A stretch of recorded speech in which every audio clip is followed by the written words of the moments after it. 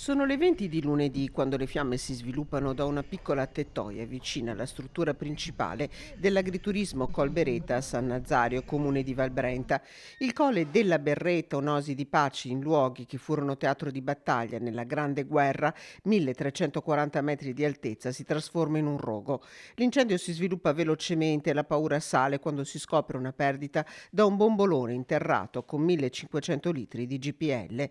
L'intervento dei vigili del fuoco arrivati da Bassano del Grappa e Vicenza con i volontari di TNA Asolo è fondamentale. Sul posto opera anche la squadra NBCR, nucleare biologico chimico radiologico, arrivata da Mestre. In 25 pompieri e un funzionario sul posto con 10 automezzi riescono a domare le fiamme e a salvare circa metà della struttura. Distrutto il tetto al primo piano, messo in sicurezza il serbatoio di GPL, le cui valvole di sfiato sono entrate in funzione.